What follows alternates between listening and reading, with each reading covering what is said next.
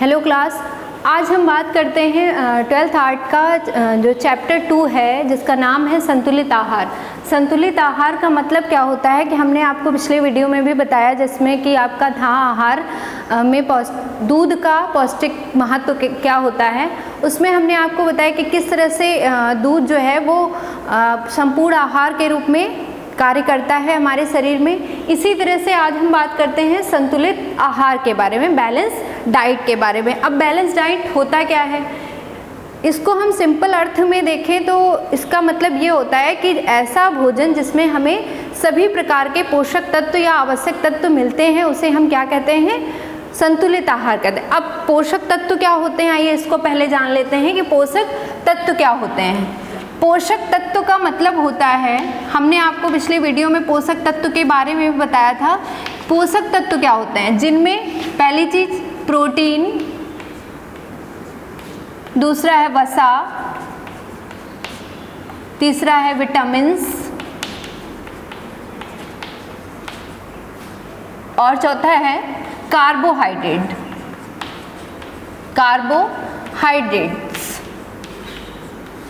अब देखिए, पोषक तत्व का मतलब है कि ऐसा भोजन हमें लेना चाहिए जिनमें कि आपके प्रोटीन, वसा, विटामिन्स, कार्बोहाइड्रेट्स आदि तत्व जो हैं उस भोजन में विद्यमान हो। उसे हम क्या बोलेंगे, बैलेंस डाइट। जो हम खाएंगे तभी वो बैलेंस डाइट कहा जाएगा जब उसमें ये सारे तत्व विद्यमान होंगे।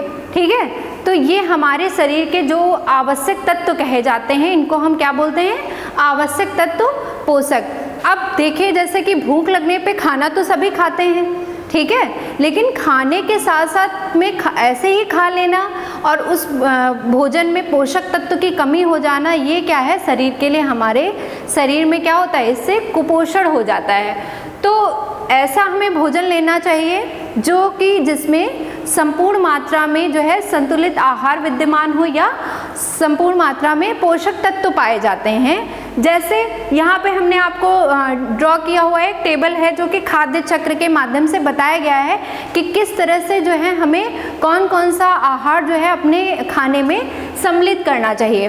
तो भूख लगने पे हम खाना खाते हैं। अब यहाँ पे भूख लगने के बाद में खाना तो खा लिया, अब वो क्या होता है, डाइजेस्ट होता है, और डाइजेस्ट होने के बाद में हमें किस तरह के पोषक तत्व प्राप्त हो रहे हैं, ये महत्वपूर्ण बात है। ठीक है, तो हम आइए इसको देख लेते हैं कि किस तरह से हमारा जो खाना है। अब आपके इसमें बुक में ये भी दिया हुआ है कि पर्याप्त और अपर्याप्त मात्रा में भोजन किस तरह लेना चाहिए। ये भी नहीं कि हमें अपर्याप्त मात्रा में हम भोजन करते रहें और उससे हमें पोषक तत्व मिले। अब हम बात करते हैं कि किस तरह से जो भोजन है वो हम, जब हमें भूख लगे तभी हम उस भोजन को ग्रहण करें, और तभी उससे क्या, हम इस तरह का जब हम भोजन ग्रहण करते हैं तब हमें क्या प्राप्त होता है, पोषक तत्व की प्राप्ति होती है। तो ये एक दिया हुआ है खाद्य चक्र, जिसके माध्यम से हम ये समझ सकते हैं कि हम यहाँ पे किस तरह का जो है वो भोजन लें तो हमें उसी भोजन से क्या मिले, सारे पोषक तत्व मिले, और वो भोजन जो है कैसा भोजन कहलाए, संतुलित आहार कहलाए। तो संतुलित आहार में कौन कौन से आते हैं आपके, एक आप पहला मान लेते हैं, पहला आपका दिया हुआ है अपर्याप्त मात्रा में, अपर्याप्त भोजन,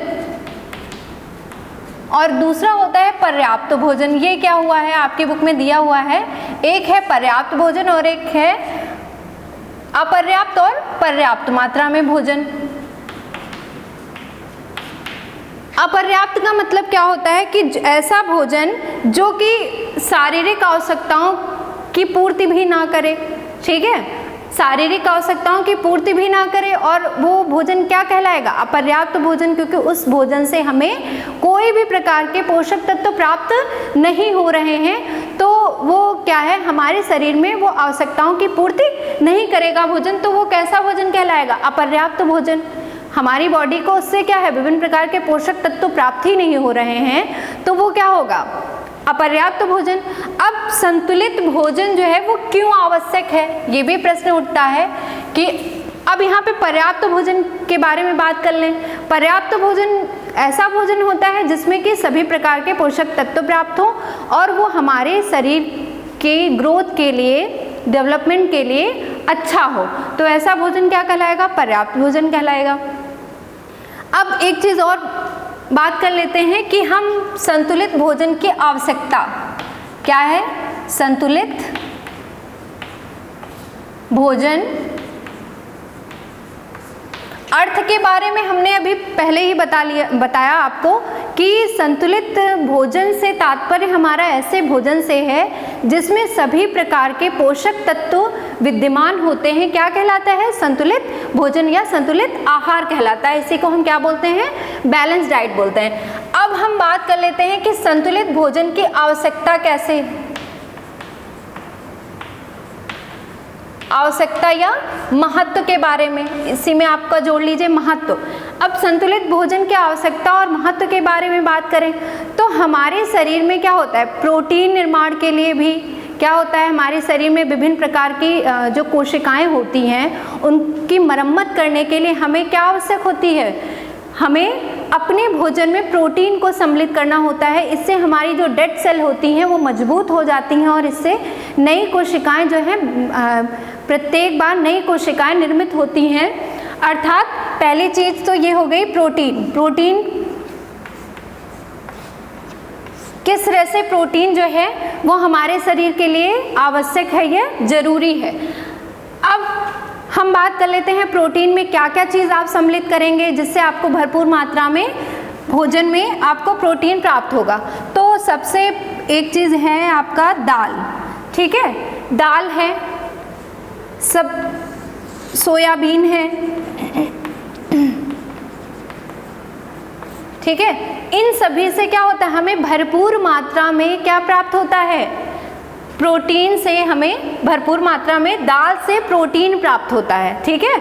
तो दाल से, सोयाबीन से, इन सब से हमें क्या मिलता है? प्रोटीन। और प्रोटीन क्या करता है? हमारे शरीर के अंदर जो कोशिकाएं होती हैं, कोशिकाएं क्या होती हैं? हमारे शरीर की आधारभूत सूक्ष्मतम इकाई होती हैं जिससे मिलकर के हमारा जो शरीर है वो बनता है, ठीक है। प्रोटीन जो है, प्रोटीन शरीर की कोशिकाओं में टूट फूट की मरम्मत के लिए क्या जरूरी होता है? प्रोटीन जरूरी होता है, ठीक है। अब हमने आपको बताया कि कौन कौन से जो भोजन लेंगे जिससे हमें क्या प्राप्त होगा? प्रोटीन प्राप्त होगा। दाल है, सोयाबीन है। अब दूसरी चीज़ हम बात कर लेते हैं कि संतुलित भोजन की आवश्यकता और किस लिए है। हमने बताया आपको शरीर की वृद्धि के लिए, शरीर के निर्माण के लिए। तो शरीर के निर्माण के लिए और भी तत्व आवश्यक हैं। पहले हमने आपको बताया प्रोटीन, दूसरा तत्व हम ले लेते हैं कार्बोहाइड्रेट। कार्बोहाइड्रेट्स। अब कैसा भोजन हम लेंगे जिसमें कार्बोहाइड्रेट सम्मिलित होगा? तो भरपूर मात्रा में आलू में, चावल, इन सब में क्या है? ऐसा भोजन लेने से हमें भरपूर मात्रा में कार्बोहाइड्रेट मिल जाएगा, ठीक है। अब कार्बोहाइड्रेट करता क्या है? ये क्या करता है? हमारे शरीर को जब ऊर्जा की आवश्यकता होती है तो हमें कार्बोहाइड्रेट, जब भोजन, ऐसा भोजन करते हैं जिसमें कार्बोहाइड्रेट होता है तो उस भोजन से हमें बहुत जल्दी क्या होता है? ऊर्जा मिल जाती है और इससे हम क्या करते हैं? अपने कार्यों को पूर्ण कर पाते हैं। तो इसलिए हमें कार्बोहाइड्रेट की मात्रा का भी ध्यान रखना चाहिए अपने भोजन में कि किस तरह से जो ऐसा भोजन लें कि जिसमें भरपूर मात्रा में सभी पोषक तत्व विद्यमान हो। अब पहली चीज़ हमने आपको बताया प्रोटीन हो गया, कार्बोहाइड्रेट हो गया, वसा, फैट। फैट में क्या होता है? वसा। अब देखिए यहाँ पे आपको एक टेबल दी हुई है, इससे आप समझ सकते हैं, इससे भी समझ सकते हैं कि यहाँ पे हमने आपको बताया है 7 समूह रखे हैं भोजन में। ये क्या है? एक खाद्य चक्र है। एक संतुलित भोजन में किस तरह का खाना आप रख सकते हैं, इसके बारे में भी ये चार्ट जो है वो जानकारी प्रदान करता है आपको। अब देखिए ये एक प्रकार का क्या है? खाद्य चक्र का एक मॉडल है, यहाँ पे दिया गया है। पहला जो है आपका प्रथम आहार, आपके उसमें बुक में दिया भी गया है कि पहला आहार समूह, दूसरा आहार समूह, तीसरा आहार समूह और चौथा आहार समूह और पांचवा आहार समूह और छठा और सातवां। इसी तरह से 7 आहार समूहों को रखा गया है और अलग अलग आहार समूह में अलग अलग भोजन को सम्मिलित किया गया है। तो हम आपको पहले यहाँ से ये भी बताते चलते हैं कि कौन सा भोजन आपका प्रोटीन में आता है, कौन सा आपका कार्बोहाइड्रेट में आता है और कौन सा वसा में आता है, और कौन सी चीज़ों से आपको विटामिन अधिक मात्रा में प्राप्त होता है। तो आइए इसको देख लेते हैं यहाँ से। तो प्रथम आहार समूह की जब हम बात करते हैं, पहले आहार समूह की बात करते हैं, तो हमने यहाँ पे देखे कुछ डायग्राम ड्रॉ किया है। यहाँ पे कुछ हरी पत्तेदार सब्जियाँ हो गई, जैसे पालक हो गया, आपका कैबेज हो गया, बंद गोभी हो गया, पत्ता गोभी हो गया, तो मूली हो गया, गाजर हो गया। यहाँ पे क्या है, बहुत सारी हरी पत्तेदार सब्जियों को आप सम्मिलित कर सकते हैं अपने आहार में। तो ये आपका क्या हो गया, पहला आहार समूह हो गया आपका। पहला आहार समूह में आपको इन सब चीज़ों को सम्मिलित करना है भोजन में, कि पहले आहार समूह में बताया गया कि हरी पत्तेदार सब्जियों को आपको सम्मिलित करना है। हरी पत्तेदार सब्जियां क्या होती हैं, हरी आपको ये नहीं कि आप उसकी विटामिन्स और सारे तत्व नष्ट हो जाएं तब उसको खाएं।